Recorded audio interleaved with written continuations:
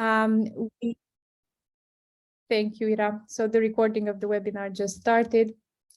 The idea would also be for you to understand a bit better the differences between the two types of fellowships that we are offering, the Community Engagement Fellowship and the Civic Digital Fellowship.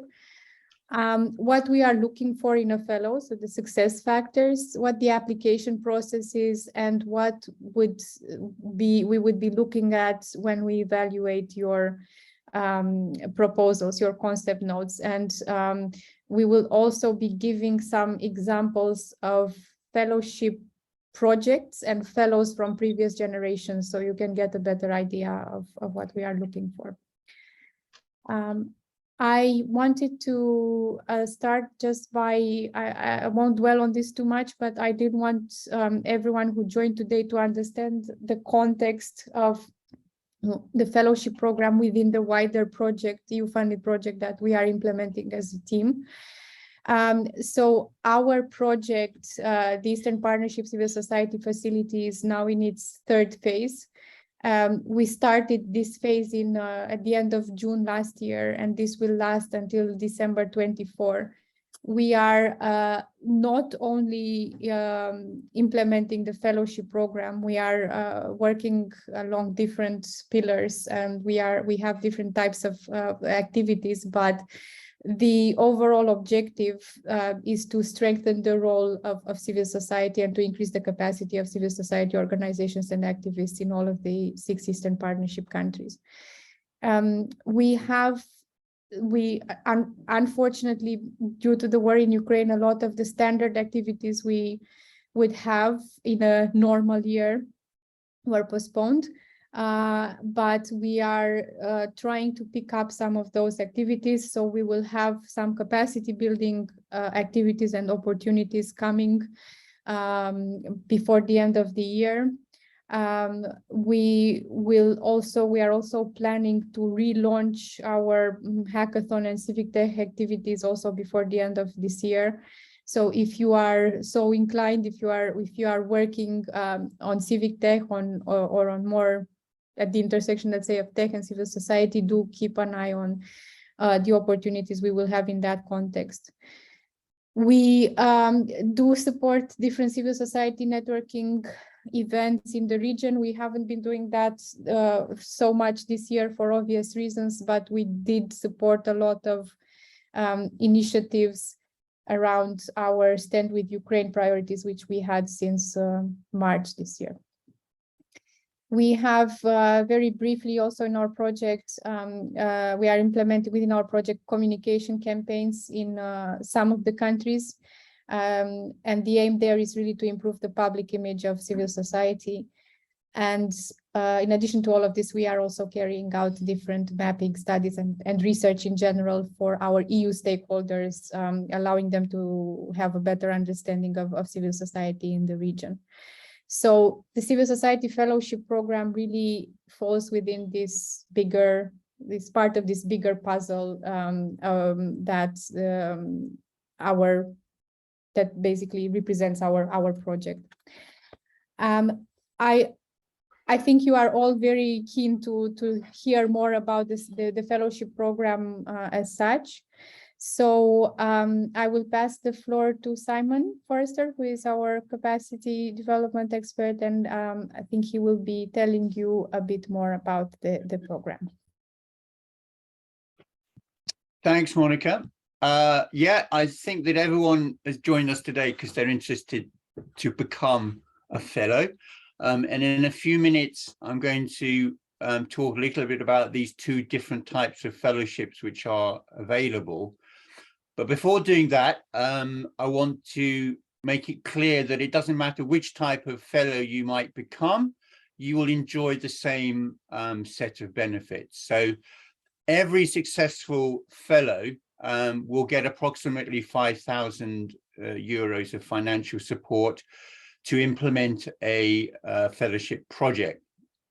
Fellows who are successful will also be supported by us, by the program, with some training and coaching, and all the fellows get networking opportunities and become part of the fellowship alumni. So these are all the general benefits of being a fellow, and it doesn't matter what type of fellowship you have, you will enjoy all those benefits. Another thing that all the fellowships have in common is that they are contributing to an overall objective, and that is that the fellowships are designed to support civically minded women and men to lead positive social change in the Eastern Partnership countries. We offer the fellowship so that they will build the capacities of fellows to engage and contribute to reform processes. And in a set of guidelines which are available through our website, which we will refer quite a lot to during this webinar, in the guidelines, it explains more about the overall objectives and also explains that the fellowships are designed to fall within the EU's priority themes within the Eastern Partnership. So it's important that you look at the guidelines to see that kind of background information.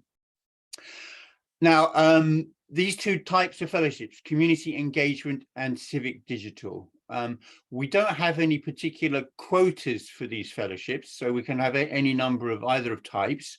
But what's really important for you to know is that you have to decide which kind of fellowships you would like to apply for, because you can only apply for one. So it's really important that you're clear on what's suitable for you. So we're going to have a little look at the two. The community engagement fellowships. These are very much designed for activists who want to make change in their communities through different ways. So as we go through these ways in which you might want to engage, if it feels like it's right for you and you have some ideas of what you want to do, then community engagement fellowship is probably the right choice of fellowship for you. So this means that if you're interested to be involved in policy making, for example, that could be at the national level or at the local level. If you want to learn more about improve your own expertise in policy making, if you want to get involved in drafting recommendations or make contributions to policy papers, this is something which you can do through a community engagement fellowship. It might be that you're interested to do research or to collect evidence that might be used to guide policy making or to look at public service delivery in your community. It might be that you're interested in monitoring public administration. So you might want to do research where you're going to look at how services are being delivered, how policy is being delivered. Any kind of monitoring of public administration could be done through a fellowship. Again, you can do that on a national level, or you can do it on a local level with monitoring your local authorities. A community engagement fellowship could also be used to work on the capacity development of civil society. So it might be that you want to use your fellowship to build the capacities of a group of organizations or an organization that you're involved in. It might be that you want to use your fellowship to support job shadowing or internships, this kind of capacity development. It might be that you're interested to help civil society organizations be more accountable, and for civil society organizations to be more linked or to engage more with their constituencies. So this again is a theme that you could cover within a community engagement fellowship. Or indeed, maybe you would like to strengthen the networking between organizations. So in the past, we've had a number of community engagement fellows who are involved in strengthening cooperation between CSOs. So these are all areas which would fit to a community engagement fellowship. So if you feel that this is the right path for you, then you need to explore more in the guidelines, the community engagement fellowships, and make the application to become a community engagement fellow. But we have another type of fellowship, which is the civic digital fellowships. And these contribute to exactly the same overall objectives and within the same priority themes, but they contribute in a slightly different way. And Irina, I hope, is going to tell us a little bit more about what civic digital fellowships are. Thank you, Simon. Yes, I will pick up it from here. Good day, everyone. Thank you for joining. As Monica already mentioned, we do work, our project do work with the activists, civil society activists. Mostly these are activists, not the civil society organizations in general, that work at the intersection of the civil society and technologies and IT solutions. That very often you heard maybe such words as civic tech or IT for good or technology for good or technology for social cause. This is what we mean with the civic tech in general. So the civic digital fellowships are first of all designed to support those who work or experiment or want to contribute to the development of civic tech and technologies that serve for social purposes in their home countries. These technologies, as we mentioned, must be serving community or your society needs. So this can be commercial products, this can be just regular informational portals and so on. We will be happy to provide you more details about this if you ask for them. But in general, the civic digital fellowships are designed to support you in four areas. The first one is actually about awareness raising advocacy campaigns on the areas, on the issues directly related with the development of civic technologies in your home countries. Such areas include open data, quality of the open data, transparency of the open data, e-services and the e-government for citizens, budgetary transparency in terms, again, related to publishing, making the data open and usable and reusable for you. The second area includes actually working with the data and improving its quality. Those of you who work on the accountability and transparency issues, of course, understand what I mean. All our countries, all 6 Eastern Partnership countries are in this or that way, try to promote open data. Some are doing this better, some are less successful in this. Please, if you work in the sphere of open data, the Civic Digital Fellowship might be for you. What we mean here is actually working with data, making the existing data set reusable, machine readable, or generating new data. This can be also where you come up with some ideas and solutions that lead to generating open and reusable data, or you have the ideas of how this data can be reused, visualized, existing data can be reused, visualized, and so on. The third one is about the developing new civic tech solutions. I think this is kind of clear, where you want to experiment, when you want to try something, whether it's a chatbot, whether it is a crowdsourcing platform, please do let us know. And last but not least, we also understand the importance of support within the first years of functioning or existing over any platform. And we will support you in case you already have a functioning and launched a civic tech solution, but you need help with promoting it, or maybe upgrading or adding new features and so on. So this is also for you. The promoting and expanding of the civic tech solutions can be related with the activities aimed at building the skills of the users, basically teaching potential users how to use your solution. However, and this is also eligible, and this is also falls under the civic digital fellowships. However, I'm asking you that if you would like to work with the civil society or civic activists in general to teach them how to use modern IT solutions, modern online solutions, digital solutions, however you call it, in general, at large, whether it is some Microsoft or whatever, please, it does fall under the category of capacity building And this is more of the, this is of course a community engagement type of the fellowship. With this being said, I'm ready to answer your questions in the chat. If you have any, I'll pass the floor back to Simon. Thanks, Irina. Thank you very much. I'm aware that we have a couple of questions already in the Q&A, and I think maybe we could just have a look at those and respond now. One of them is from Yulia, is asking that she mentioned that she's a researcher on the Research Institute of the Ministry of Economy, and can you apply for a fellowship? I will stress that these are civil society fellowships. So, of course, there are many people active in civil society who work in public administration. But you'll see in a minute, as we go through this list of are you a potential fellow, you'll see that one of the items here is a proven track record, and we need to see how active you are in civil society, that how you are contributing, and how your fellowship will further contribute to civil society. So, applying from a position of a public official would not be eligible to us. And the other question was about in case of job shadowing or internships, can the applicant be either the sole beneficiary or one of those benefiting?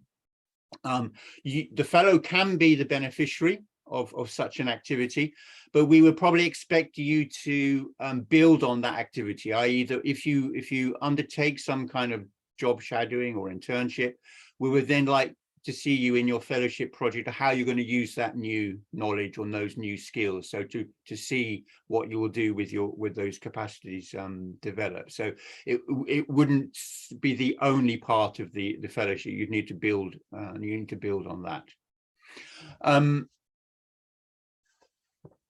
You're now getting an idea of the two different kinds of fellowships and some of the kinds of fellowship projects which you might be able to do, but the very starting point is to be clear on whether you are actually eligible or not for a fellowship. So in our guidelines, we very clearly state what is the eligibility conditions to become a fellow. So you must be a citizen of one of the countries in the Eastern Partnership. It might be that you're not currently resident in the country, and you can still apply as long as you have citizenship of one of the 6 countries. But we'd also want to see that your fellowship is going to benefit the region. So if you happen to be in another country and you have a fellowship project which will only benefit that other country, you are unlikely to be successful. We require that fellows have a working knowledge of English.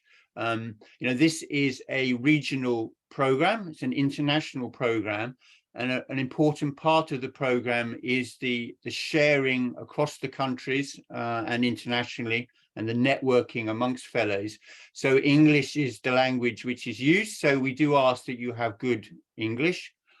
At the stage of making a concept note application, we don't ask for proof of your level of English, but if you're successful to make a full application, you will be required to present proof of your English, and we'll come on to that in a short while. Age-wise, you have to be 18 or above, but otherwise there aren't any age limits. You cannot have previously been a fellow, so you can only be a fellow once, so you can't make another application if you've already been a fellow. And you need to be able to show that you have a proven track record within the civic digital community or within civil society. And again, when we come to doing the full application, you'll need to be able to demonstrate that. And even within the concept note, you need to show us what is your experience. So that's what we will be evaluating at the initial stage of looking at any applications. So they're all the things that you need to have if you think you're going to be a potential fellow. And perhaps most importantly, right at the bottom of the screen here, it says you need to have a really good idea, a great idea of how your fellowship will contribute to change. And to give you an idea of some other previous good ideas for fellowships and what other fellows have done. I'm going to ask Mariam, who's actually our coordinator for Georgia and Armenia and Azerbaijan, who was a fellow herself, to talk through a few examples of what other fellows have been doing, to give you a picture of what's possible within a fellowship. So Mariam, let me give the floor to you. Thank you, Simon. Thanks. I hope you hear me well. And hello, everyone. Thanks for joining us. I am Mariam, the regional liaison of the fellowship program in the Caucasus, and I will present some fellows from our regional network, uniting 130 fellows from across the 6 countries of the Eastern Partnership region. And therefore, I hope that this will be an inspiration for you. Let me start with Victoria Isaac's profile. She's from Moldova, driven by the enthusiasm to bring the behavioral and social change. Victoria is the school psychologist, the trainer, and the English teacher with 15 years of professional experience. So her fellowship action aimed at tackling bullying, cyberbullying in schools of Satamir district from the region she comes from. So first, how she planned the activities of her fellowship. First, she raised her capacity and went to the Italy and undertook the special training. Then she returned back, developed the training module, and delivered training for students, teachers, and school management in 5 schools from her region. In general and overall, the project raised the awareness of approximately 100 school managers, including the school principals, vice principals, presidents of the student council, and other invited teachers, and more than 1,200 students. So those targets, so those people raised the awareness on bullying and its prevention in their schools.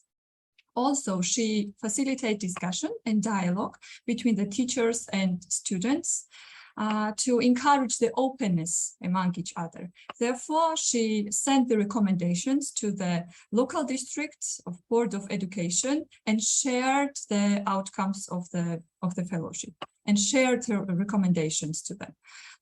So I think that Victoria did a great job. And if you are engaged in school education, or if you are a school psychologist or a trainer or teacher, she can be a good inspiration for you. Now to turn to another fellow from another EaP country, I'd like to proudly present Suren Galsyan, our fellow and friend from Armenia. He has a bit different background, but he shares the same aspiration to bring a positive social change in our community. He's specialized in public health and contributing to developing the national policies, strategies, and practices in Armenia with a specific focus on reproductive, maternal, newborn, and child health. Also, he contributed to development of national neonatal standards adopted by the Ministry of Health. So his fellowship research project, fellowship project was actually the research, very serious project, and he studied the experience of pregnant women in maternal health care centers of Armenia, and he aims to improve the obstetric care in his country. So first he researched the local hospitals, then he prepared the summary of specific recommendations. He engaged the Ministry of Healthcare and other relevant health authorities. Following that, he launched the advocacy campaign, trained the administration and staff members of 12 maternity hospitals of Armenia. So finally, as a result, his project produced the research paper analyzing the data collecting from more than 700 patients from 12 health facilities of Yerevan. You can imagine this hard work. And then he also facilitated the high-level discussions with the Ministry of Healthcare and also raised the awareness of over 150 obstetric care providers, policymakers, healthcare planners, and ordinary people themselves.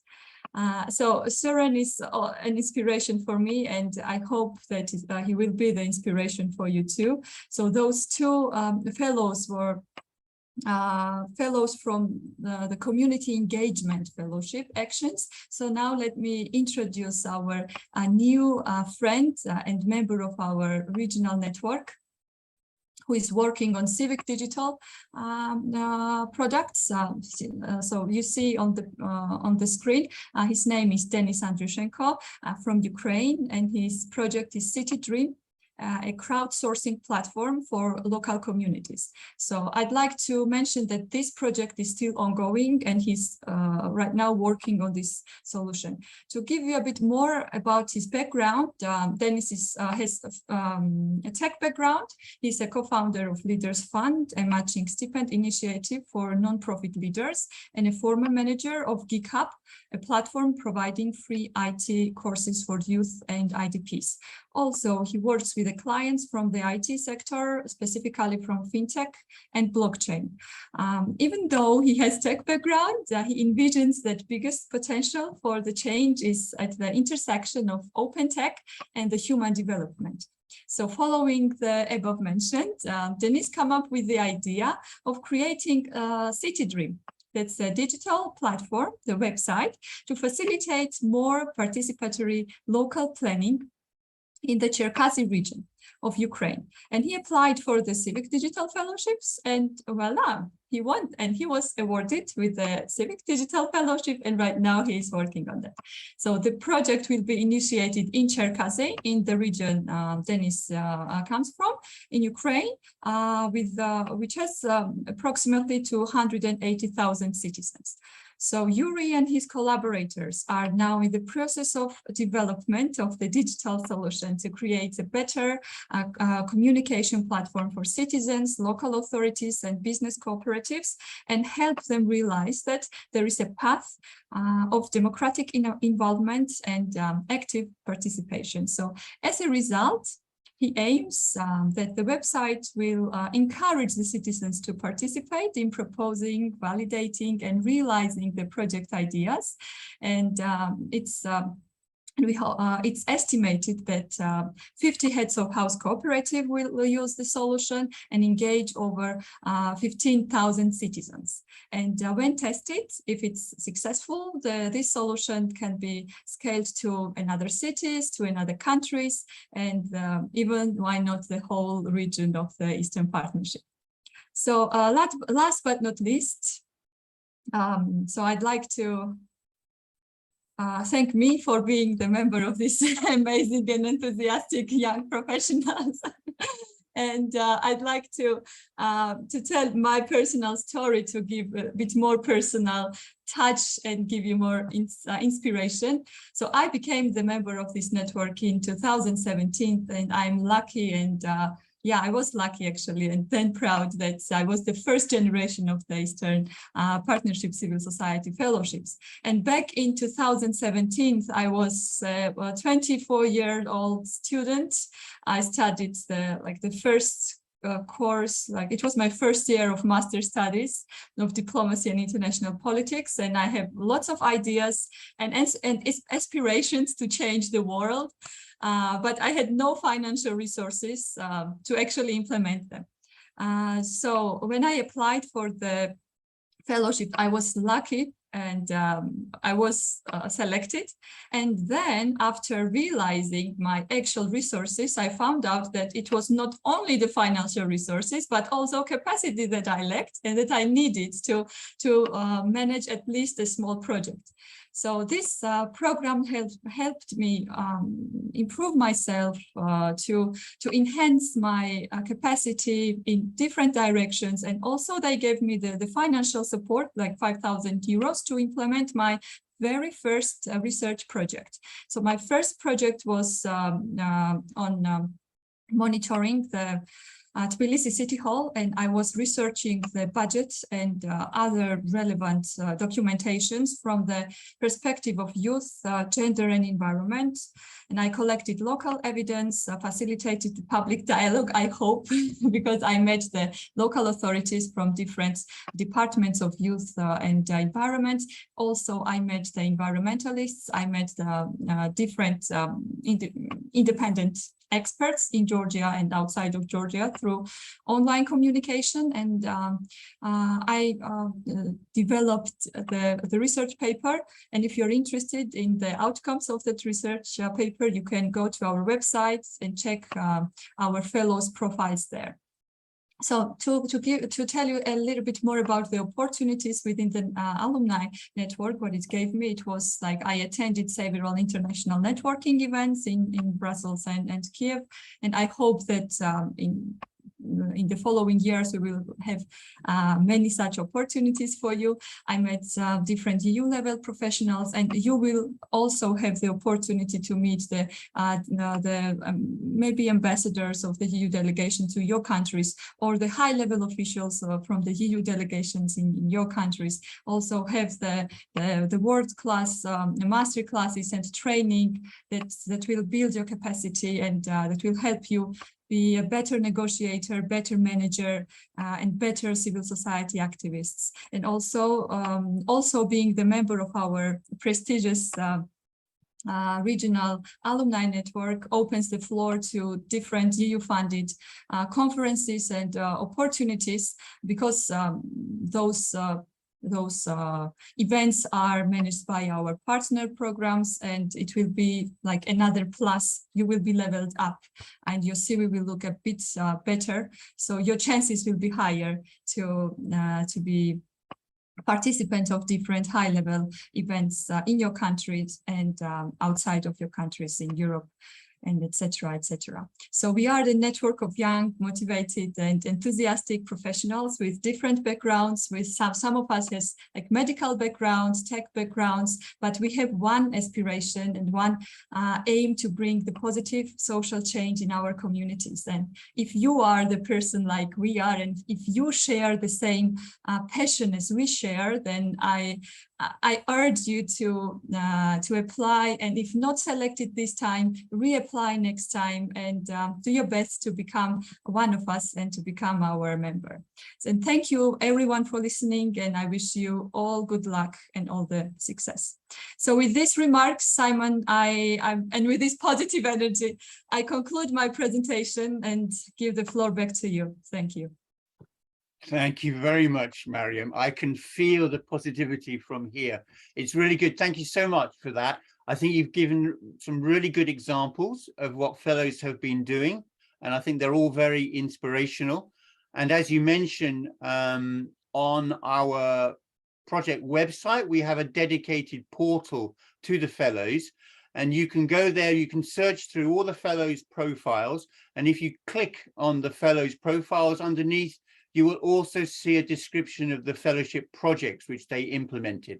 And I know that someone earlier was asking in the Q&A about more examples of projects. So it's a really good place to go through the stories of the fellows and to see what previous projects have been done. So hopefully now then you are really ready to start making your application for a fellowship. So I want to talk through the application process. Meanwhile, I know that on the Q&A, thank you very much for your questions, and the team is responding to those questions. And I think during the next few slides, we'll also build on a little bit of those responses to give you a bit more information. To let you know, basically, there are 5 steps through to actually becoming a fellow. The first thing is, as I've mentioned already, you really need to make sure you read the guidelines. They're not so long, but they're quite comprehensive. So please do download the guidelines and go through all the sections of the guidelines. Then you need to be thinking about preparation for your concept note. The concept note is the first stage in making the application. The concept note is quite simple. It has 3 sections to it, and you need to complete the concept note online. The 3 sections of the concept note ask for information about yourself, and it asks about your experience and your motivation. And in one of the questions we had in the Q&A was the question about how do I prove my experience in civil society. Well, in the concept note, we ask you to say, what is your experience? How many years have you dedicated to civil society? What is it?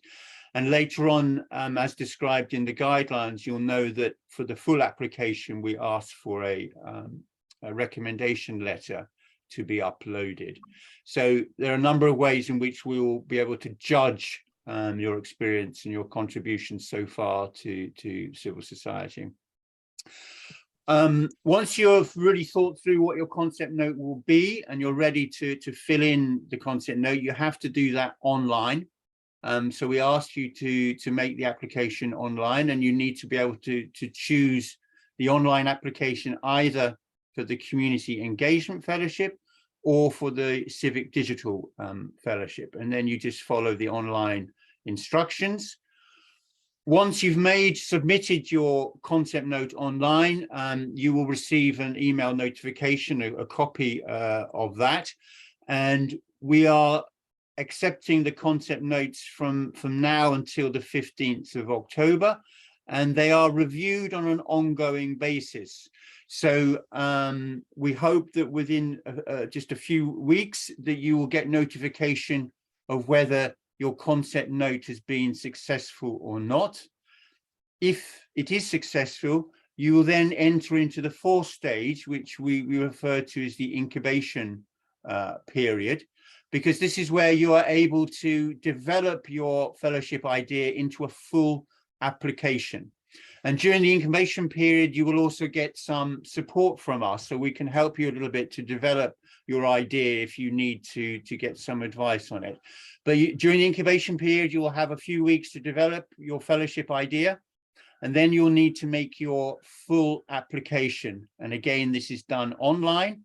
And when you're making your full application, you will also be asked to upload your supporting documents.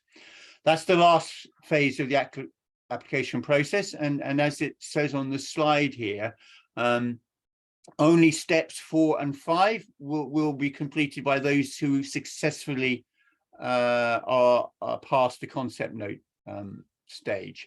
So the concept note stage is really the important one, and you need to be able to make sure that you show you're eligible for a fellowship, and you need to be able to convince the selection committee that your concept note is good enough and will score highly enough. So a few tips about that. Simple one in terms of eligibility. Go through the guidelines. It's very clear who is eligible and who isn't. And you need to make sure that you are eligible. At the concept note stage, we don't ask for any documents to be uploaded, but you for proof of your eligibility, but you will be asked to upload those documents when you make the full application. So you need to make sure you can prove your eligibility. The concept note does ask you to upload your CV, because we're interested to look at your background and your experience. The awarding of the fellowships is very much about awarding you as an individual. It's not for organizations. We're looking for individuals to be fellows. So we're really interested in your background, and your CV is one way of telling us about your history and your experience. So you need to go through the concept note online, the application process. Make sure you fill in every section, follow the online instructions, and you'll see that there is a section where we really asking you to tell us about your achievements, to show us your experience and your potential as a civic leader. Because the year 2022 is the European Year of Youth, you can also get a kind of a bonus point in your concept note if your fellowship will contribute to the goals of the European Year of Youth. And to learn more about that, again, go to our guidelines and you'll find a link which will tell you all about the European Year of Youth. So these are the key points in preparing your concept note. And when you're doing this, I think it's always useful to consider how your concept note is going to be evaluated. And again, in the guidelines, you will see that we show to you how the concept notes are evaluated, and you can see the scoring process of your concept notes. So you need to be thinking, as you fill in your concept note, how are you going to maximize the score? How are you going to get the maximum 3 points for each of these issues? So you think about that while you're making your application. Make sure you're ready to answer the responses in the concept note form. If you are if you get to the point where you are successful after the concept note stage, you'll be asked to complete a full application, which means developing your idea, your concept a little bit further. In the concept note stage, we don't ask you to provide lots of details about your fellowship project idea, but you need to be able to develop your fellowship project idea during the full application. So it's good to be thinking about it now. And I'm going to ask Olena to talk through a little bit about how important it is to have a good objective and something feasible that you can do during your fellowship. So, Olena. Yes, hello everybody. Yes, I want to talk more about your idea, your objectives, because whether you already apply your concept now or you are just thinking to apply, you will need once again think about if your idea is really needed for someone. So if you have a circle of people who will benefit from the implementation of your project, how they will benefit from your project, because it will if you will write down everything right, so the evaluation committee will understand your idea more. So please, before completing your full application form, think once again, because once you will be selected, you will receive the email with a link, so which you can use to fill your full application form. And this period we call like incubation period, so don't be rush. You will have time to think a little. Maybe you will need our help, so you can ask me, because I'm a regional liaison in Belarus, Ukraine, and Moldova. So if you are from those countries, you can contact me. You will see contacts in the end, and ask any question that you have about the full application form. The same about Mariam. If you're from Georgia, Armenia, or Azerbaijan, you can ask Mariam for any help during incubation period. So when you will receive this email that you selected, and you have you can go to the stage 4 and 5, so you can complete the full application form. Please do not afraid to contact us and ask any questions, or again go back to the guidelines, because most all the questions that you are asking, you can find it there for sure.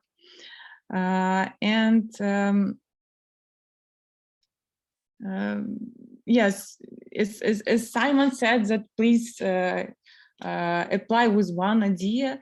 Don't try to put all your ideas in one application. If you have many good ideas, please choose one, the best. Think once again which one is the best and apply with your best idea.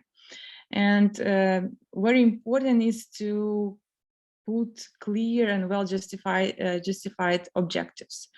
So of course you can dream to change the world, do something big, but remember that you have less than 8 months to implement your project, and you have not more than 5,000 euros. So I'm sure that you cannot change the world with this sum within 8 months. That's why please be sure that your idea is clear and you can reach it during this period.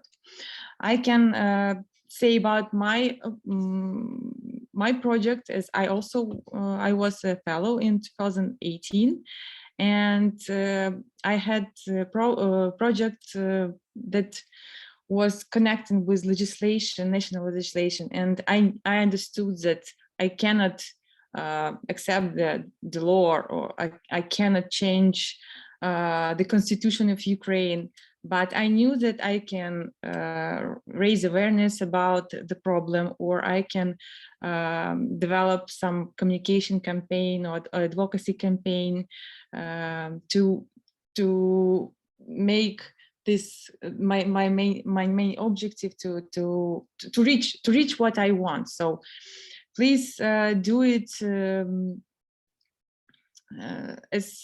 as clear as possible. And if we're talking about the CD fellows, so civic digital fellows, you all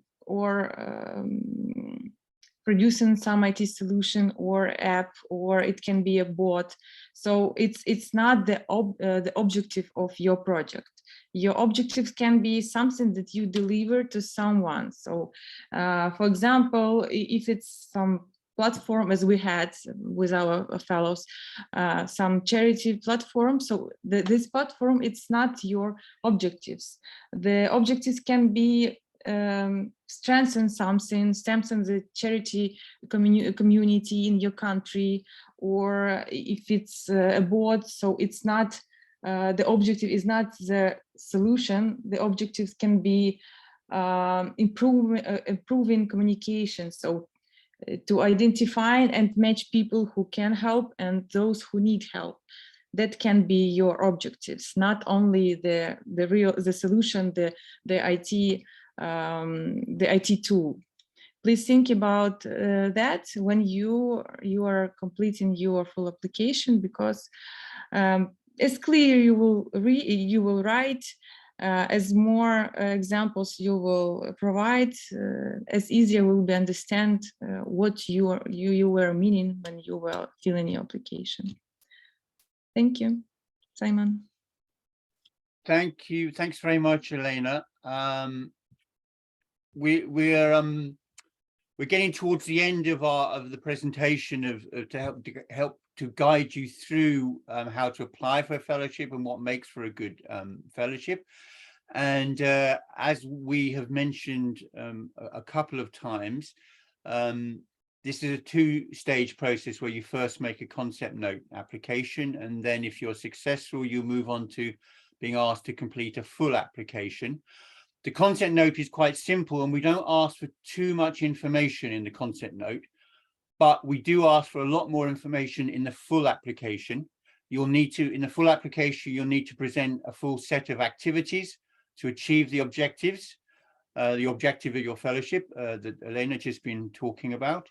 And you'll also need to propose a budget to support those activities. And you'll be asked in the full application to upload all your supporting documents. So even though we don't ask for this in the concept note stage, it's good for you to be thinking about it now. Now, there's a few more questions that have been coming into the Q&A.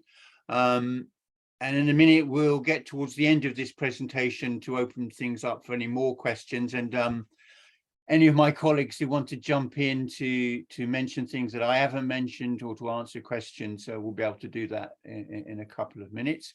I just wanted to go through the timeline on this application process. So that the call for the fellowships opened a few days ago, on the 9th of September. We're having the live info session now, and I think a couple of you have asked in the Q&A about access to this webinar once we've finished. We can make it available to you, and I think on our web portal we will have it available, and we can also email it to you if you let us know your email address. The 15th of October is probably the most important date on this slide, because this is the deadline to receive the concept notes. But I will stress that we are assessing the concept notes on a rolling basis. So if you know what you want to do during your fellowship and are ready to complete your concept note application, do it now, because the selection committee will be looking at the applications on a rolling basis and will be responding to those applications to let you know if you're successful or not. And if you are successful and you're being asked to go on to the next stage to complete a full application form, you will have a little, the sooner you make your content note application, the more time you will have to complete your full application. So the longer will be your incubation phase. So I would encourage you to apply through the concept note application as soon as you're ready, but you have to do it before the 15th of October.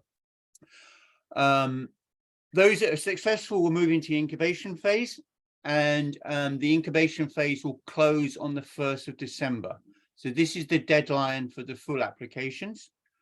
And we hope that all of the selection process and the awarding will be done by the end of this year, so that the fellowships can be implemented from January onwards. And for your fellowships, you will usually have between 6 and 8 months to implement your projects. You can read more about the duration of projects in the guidelines. So that's the timeline. We're now at the end of this formal kind of presentation. We often, from all the other years of running the fellowship program, we get lots of different questions. And so we put together a frequently asked question document, and you can download this or look at it from the web portal and through our social media. So here are some kind of commonly asked questions. So a few of these, I think some of you have been asking in the Q&A, so I would just emphasize some of the responses. And then we will return to the Q&A to see what other questions are being asked. There is a question about which countries are targeted, or can I apply if I'm a citizen of one of the countries but resident at the moment outside. As I said previously, you must be a citizen of one of the 6 countries. However, if you are outside of the region, if you're not in your home country at the moment, you can still make an application, but your fellowship project must demonstrate that it's going to benefit communities within the region, within the 6 countries. So that's a key point. Simon, maybe just to make a note there, because we had, I didn't want to interrupt your flow, but with Ukraine, it's of course currently a bit complicated. So I think if you have an idea that might benefit Ukrainian refugees from a country outside of the Eastern Partnership region, we can consider that. So it's really, of course, for us, the ultimate beneficiaries should always be the citizens of the 6 countries we are covering. But because of the current context, it might be that you would need to work with, for example, with refugees currently not physically in those countries. Thanks. Yeah, thanks, Monica. That's good clarification. One of the questions we get asked quite a lot is about, can I apply for a fellowship through my organization? And we have one of the questions in the Q&A, which was kind of under that topic. The answer is no. The fellowships are very much for individuals. So we can't accept applications from an organization. It must be from you as an individual. However, of course, because we want to see applicants who can demonstrate their experience within civil society and the civic tech community, it might be that you want to demonstrate what you've done within an organization, and you might have a recommendation letter from your manager, your director, or one of the board members, or somebody related to the organization. But your application itself must be from you as an individual. On the application process, we do get asked whether it's possible to make an application offline. the answer basically that is no. We ask everyone to make their application online, to use the online concept note form. But we do appreciate that there are some people who might have some difficulty with that, a technical difficulty, or perhaps one related to security. So you will see on the application page on our web portal that if you have an issue, you are able to email to us. You need to explain to us what the issue is, why you can't make your application online, and we'll respond to you if you email to us. I think these other questions, which we've kind of dealt with quite well during this presentation. So I think these common questions, I think we've already dealt with. But let me open up to my colleagues, to Monica, to Irina, Mariam, or Elena. Are there any more issues that you want to draw people's attention to, or any more questions in the chat that we need to deal with? So we do have one pending question in the Q&A and one pending question in the chat. But before going to those unanswered questions, I did want to maybe highlight some of those answers we have given in writing. So in terms of eligibility of applicants, please note that what matters is your citizenship, not where you are currently based. Your passport is what will be proof that you are eligible or not, from we will be using as proof from this point of view. So of course, if you are Ukrainian and currently not in Ukraine for obvious reasons, that's fine. Of course, you remain eligible for the fellowship.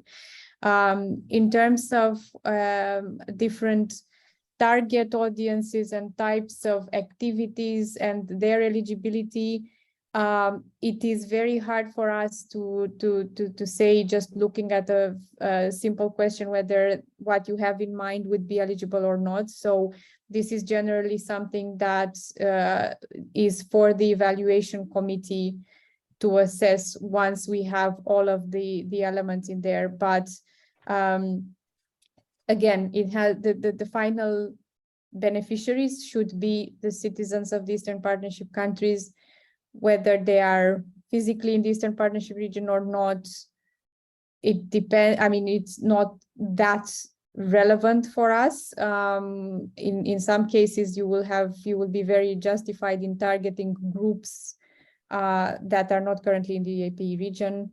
Whether you can work with entrepreneurs or not. For us, the target is, our main objective is the development of civil society. But if you, for example, you work with professional associations or with trade unions or similar civil society organizations, that is relevant for us. We will not be able to make a final assessment until we actually get to see the concept note. And the same with many people were asking about different types of projects. Is that eligible? Is that a good idea? I want to do this, I want to do that. Yeah, we cannot tell. Please just take into account what everyone was saying during the webinar today. Try to have a clear objective, think about who actually needs what you are proposing and if you can achieve it, if it's feasible. I'm not going to go through all of the presentation again, but those are the most important things you have to keep in mind, and do read the guidelines, as everyone was saying. We have a question from Roman in the Q&A on the topics, whether there are any specific priorities such as gender equality or local democracy. Simon was mentioning that the guidelines are making reference to the European Year of Youth. So that is one priority that we have indicated in the guidelines, and for which applicants can get additional points. But I think it's more important for you to propose something that is really relevant rather than try to just show that you are entitled to this extra point for working with youth or working on youth issues. So I think it's more important for you to really focus on something convincing and that is really needed and that you have experience on. Monica, sorry, could I just jump in and to also mention that in the guidelines we refer to the priority themes that the EU Eastern has for the Partnership, Eastern yeah. Partnership, and they are very broad. So Yeah. many things fit under it. So the question that we had was about topic of gender equality or local democracy. So one of the priority themes indeed is promoting participatory decision making and social justice. So definitely that fits to those. If you look at the guidelines, you will see that many things would fit. But as Monica just mentioned, the important thing is making sure it's needed, that it's relevant, I think. Yeah, we have an important question from Stella in the Q&A. Could an applicant be a national of a EaP country but carry the activity for a different country other than his or her citizenship, but within the region? Yes, but you have to convince us why you can do that better than those civil society representatives from that country. Maybe you have very good reasons, and then that's fine. So it's not a question of eligibility, it's more a question of justification and feasibility. And I think we also had some questions in the chat. Just a second. That was the same question. Stella transferred it from Right, the okay, chat yeah. to this one. Yeah, no. So I think I concluded what I wanted to say. I don't know if anyone else from the team wants to add. Maybe I will ask everyone, please do send us the questions in the Q&A if you have any. If you think that your question is a bit more complicated and you would like to ask it live, please raise your hand and we will try to give the floor to a couple to 1-2 persons, you know, if you really want to ask some questions live. While you're thinking, I will use the opportunity and stress again what Monica and Simon and Elena were saying about the feasibility and the need for a project. This is especially important if you suggest a digital solution or even a website to be developed within your fellowship action. Development of any IT product, whether it is a simple website or whether it is something more complicated, is very time consuming. Starting from the moment when you need to prepare the terms of reference for this until the moment when you finish the testing process and really launch, please, it's not done in 4 months. With my experience, like, you know, almost 15 years, over 15 years now, I can assure you this is never done within 4 months period. And this is much more expensive than you think. That's why before you suggest something like this, always think twice, do the calculation of your costs, because it will be very difficult to go back. And yes, here is the question of feasibility. This is something that will be assessed like twice hard. Whenever you suggest a civic digital solution, the feasibility of this and the need for this will be assessed twice hard as any other thing. Thank you. And I see we do have 2 questions in the Q&A. I want to add that you will receive the template with the budget, so you will not produce your own budgets. You will have a template and you will just fill it with different lines. I'm looking at the questions we have in the Q&A.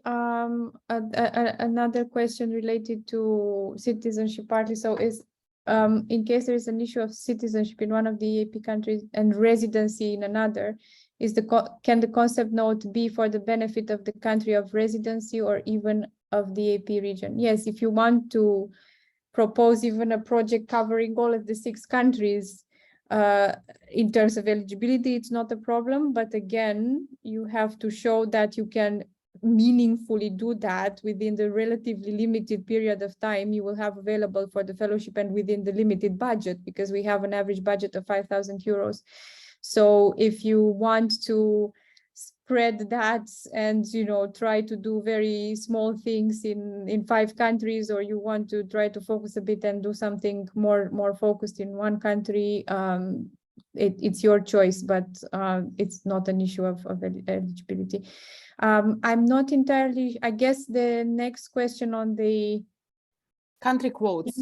Country fellow limit. Country fellow limit. I'm not sure. Is it about, maybe you could clarify that in writing? I know it's an anonymous I entity. think how many fellows can be from one region, from one country. One country. It is about Yes. quote. Yeah. Quote. No, we don't have that predefined, but we do try to have some geographical balance where if possible. So no, we don't say we will have 5 fellows from Ukraine and 2 from I don't know which country and so on. No, we don't do that. Romano is also commenting on the fact that the European Year of Youth is ending, and I think this will remain relevant for 2023. But yes, I mean, our project in general will try to prioritize or try to link to the extent possible to the European year of, so to the different European years. It will be the last time that we will have youth as a priority in the guidelines because of this. I'm not sure, maybe in the meantime, and maybe Roman already knows, maybe the European year for 2023 was announced. I'm personally not aware of that, but maybe they do have a topic already. He's also asking, is it possible to implement interregional projects such as to Georgia and Azerbaijani fellows organizing the same project? Well, meaning that you would have several applicants applying together for the same fellowship. That's not exactly something that works in the context of our fellowship program. We do once you become fellows, we have some opportunities for our network of fellows to work on regional projects in this way, but not at this stage, not at the stage where you would be applying to the fellowship program. And on that, Monica, it's everyone should remember that the applications are individually Yes. assessed. So we, one person might want to work with another person, but we assess them individually. So one applicant might be successful and not the other one. So they're individually evaluated. So yeah, there is one question in the Q&A. Maybe someone you could take that on the incubation. Yeah. So the question there is, can anyone who has passed into the incubation stage already be considered a fellow? No, because that's just the first step.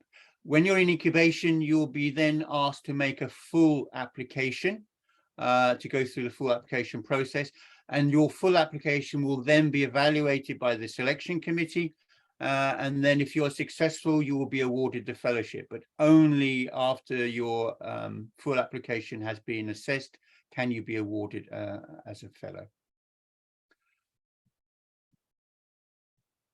It looks like we have dealt with any the written questions, I think.